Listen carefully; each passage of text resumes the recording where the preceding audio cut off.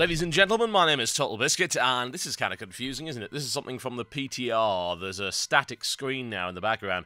I have to wonder if this is now going to be an option, because maybe some people are having problems viewing the animated backdrop. And also there's a language button, which wasn't there before. Once again, this could be a PTR exclusive feature, but I just thought I'd show it to you.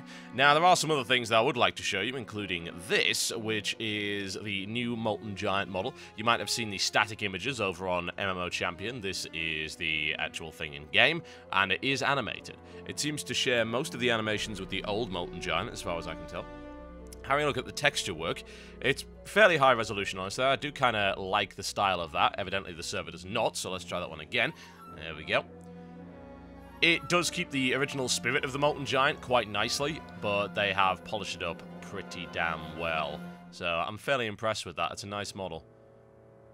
And pan around, have a look at the animations. A little lava dripping from there, as you can very clearly see. And what we'll also try and do is engage this. This is actually wandering around by the Sulfuron Spire, level 81 elite, so you can very easily kill this solo. Not really sure what the purpose of it is, but hey. Is one just wandering. Doesn't really seem to do much, honestly. Not doing a huge amount of damage. He was beaten on by Water Elemental for about 3,000, I think. He does have an ability called Flame Stomp, which I assume is probably an ability it'll also have in the Firelands. I haven't seen any of them in the Firelands as of yet, though. A lot of the trash hasn't actually been spawned in the testing, and as you're well aware, most of the testing has been completely broken, which is the reason you're not getting a lot of boss footage anywhere, and certainly no guides. Too many disconnections to actually get any real kills going on until they fix the state of the PTR. That is one impressive looming monstrosity, however, so we'll bring that down for you. And down it goes, just like the classic Lava Giant. Smack. No, you cannot loot it at the moment. Now, there is one last thing I would like to show you, which is the Encounter Journal, which is now being put onto the PTR, so let's just jump over there and see exactly what's going on with that. Now, the purpose of this journal is to give you basic information about every relevant 85 dungeon, which is what they're providing right here. They don't have guides for anything below that. So you can see you've got all of the heroic 5-mans there, including Zul'Gurub and Zoloman, as well as all of the raids. So, of course, the first thing we want to look at is the Firelands. Get some information right here. You can see all 7 bosses. Balaros, the Gatekeeper, is actually missing from this list for the time being. This is not entirely complete. So, this is the information you get. You see some basic lore behind the character, and you then get information about the phases and abilities. Now, as far as I can tell, those red skulls mean that the ability is lethal, so it's something to deal with. And I'm not really sure what the exclamation marks mean. I mean, those are both add phases. I have to wonder if they're things that have to be priorities or something like that. Now, you get basic information about what happens, but you're not told how to avoid it. So, in reality, a lot of these abilities were actually linkable and viewable in-game, but it was just a very janky method of doing so. So this is a way of getting them all in one place without the need to go to external websites. So I personally have no problem with that.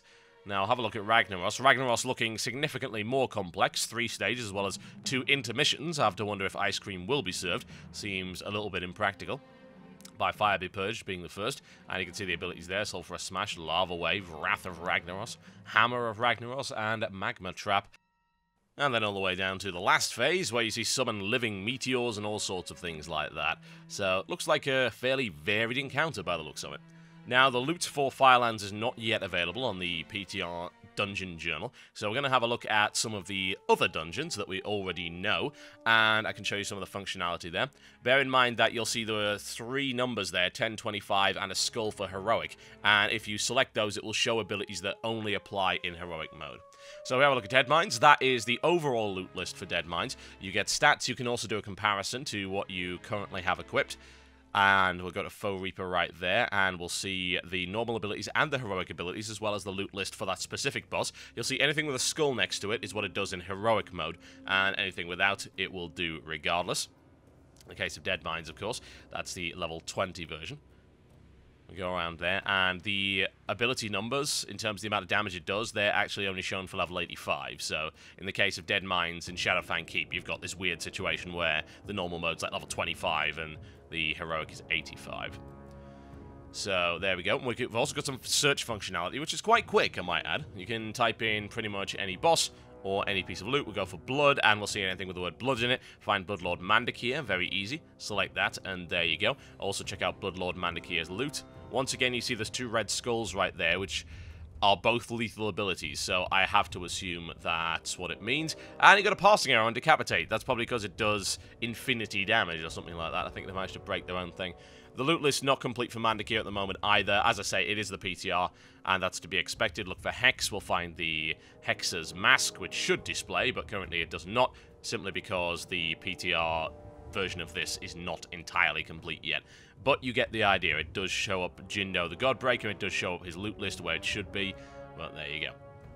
Look for Buzzer Blade, and of course you'll find the heroic version of that. I don't believe it lists the normal versions. I don't see why it would. The encounter journal does not currently exist for anything below 85. I don't know if they'll ever put that in for anything below 85. I don't really see the point, but there you go. And also you'll notice that the background images in this build are a little bit broken as well. I'm fairly sure that's Grim Batol, and not in fact Throne of the Four Winds. But there you go, folks. That's the Encounter Journal. It's a good addition as far as I'm concerned. I have no real problem with it at all. The functionality seems to be there. It's nice and easy to use. It's certainly a hell of a lot better than their recent Guild Finder edition. Looks like they've put a lot of effort into this, so I'm glad they've taken their time. My name is TotalBiscuit, and I will see you next time.